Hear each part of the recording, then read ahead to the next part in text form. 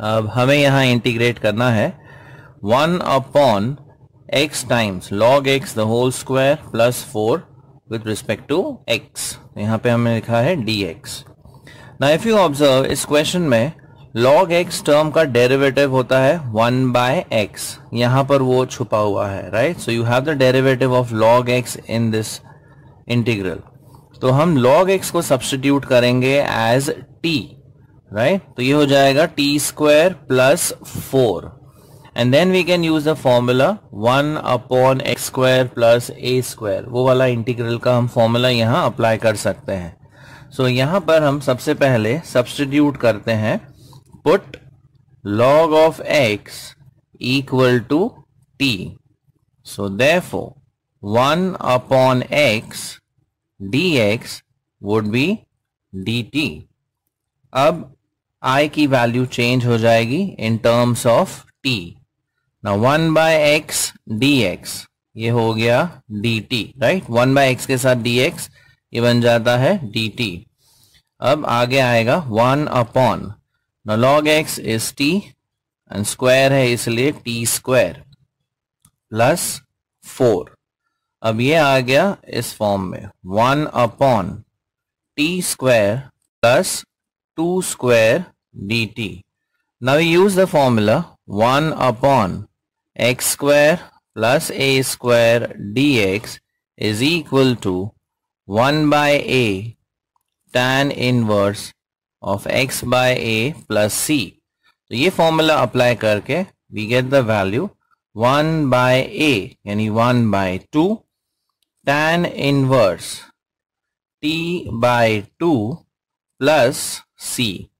Now we resubstitute the value of t and we get the answer as 1 by 2 tan inverse। अब t की value है log x, तो इस log x को यहां पर हम रिप्लेस कर देते हैं। सो tan inverse of log x by 2 plus c। So this is the required integral value. तो ध्यान से पहले आप ऑब्जर्व कीजिए कि कोई पार्ट किसी का डेरिवेटिव है या नहीं है। So if you observe 1 by x किसका डेरिवेटिव था? log x का। तो हमने log x को t सब्स्टिट्यूट कर दिया and then it reduces to 1 by x square plus a square form and then applying the formula हमें आंसर मिल जाता है 1 by 2 tan inverse log x by 2 plus c। Now we have to integrate sec square x upon 5 tan square x plus 12 tan x plus 1 dx। Now if you observe tan का derivative होता है यानी tan x का derivative होता है sec square x dx। तो अगर हम tan को t सब्स्टिट्यूट करते हैं तो नीचे एक क्वाड्रेटिक एक्सप्रेशन बन जाएगा, right. So suppose I take tan x as t, तो sec square x dx हो जाएगा dt और नीचे एक क्वाड्रेटिक एक्सप्रेशन बन जाएगा 5t square plus 12t plus 1, जिसे हम मेथड ऑफ कंप्लीटिंग स्क्वायर से आगे फर्दर सिंप्लीफाई कर सकते हैं। So what we do here is पहले हम सब्स्टिट्यूशन कर देते हैं। So put tan of x equal to t। So therefore sec square x dx is equal to dt। अब इंटीग्रल वैल्यू हो जाती है now sec square x dx is dt और नीचे जो क्वाड्रेटिक एक्सप्रेशन आएगा वो होगा 1 upon 5 times this will be t square plus 12t plus 1। Now we use the method of completing square जिसमें coefficient of square term right must be 1। तो यहां से हम पहले 5 एज अ कॉमन फैक्टर ले लेते हैं डिनोमिनेटर में से। So taking 5 common from the denominator we have integration of 1 over t square plus 12 by 5 into t plus 1 by 5 dt। अब ये रहा फर्स्ट टर्म, ये रहा मिडिल टर्म। अब इसका हम ढूंढेंगे थर्ड टर्म सो दैट ये एक परफेक्ट स्क्वायर बन जाए। सो थर्ड टर्म हम यहाँ ढूंढ लेते हैं या लास्ट टर्म हम कह सकते हैं। It is half into coefficient of t that is 12 by 5 the whole square. So 2 1s are 2 6s are, so 6 upon 5 का स्क्वायर यानी 36 upon 25। तो ये है इसका last term. So we add and subtract this. So we have 1/5 integration of 1 t square plus 12/5t. अब इसका ये last term इसमें हम ऐड करते हैं, प्लस 36/25. अब ऐड किया है तो हमें बैलेंस करना पड़ेगा by subtracting the same term. So minus 36/25 dt. अब ये बन जाता है एक परफेक्ट स्क्वायर. अब ये किसका परफेक्ट स्क्वायर है?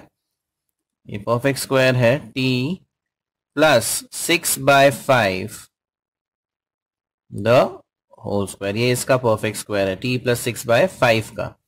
अब यहां हम डिनोमिनेटर्स इक्वलाइज कर देते हैं. 25 अगर हम इक्वलाइज करें तो यहां आ जाएगा 5 minus 36/25 dt.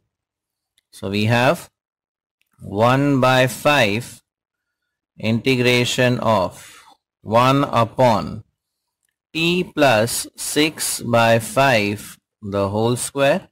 Now 5 minus 36 is minus 31/25 dt.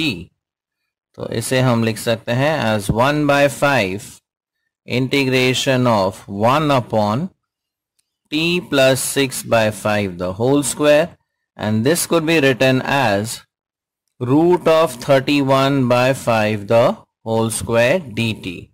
अब ये आ गया 1/x² minus a² के फॉर्म में, right. And 1/x² minus a² होता है 1/2a log of x minus a upon x plus a. तो वो वाला फॉर्मूला हम यहां यूज करेंगे.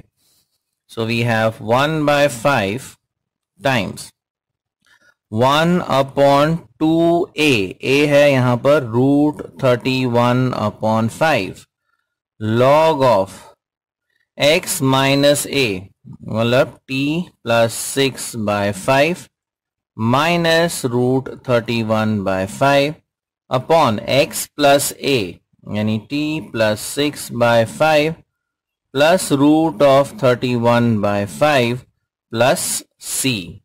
अब ये 5 और ये 5 कैंसिल हो जाता है and we have 1/2 root 31 log of. now if we simplify this, यहां पर डिनोमिनेटर है 1, तो अगर ये सिंप्लीफाई करते हैं तो we get 5t plus 6 minus root 31 the whole thing upon 5.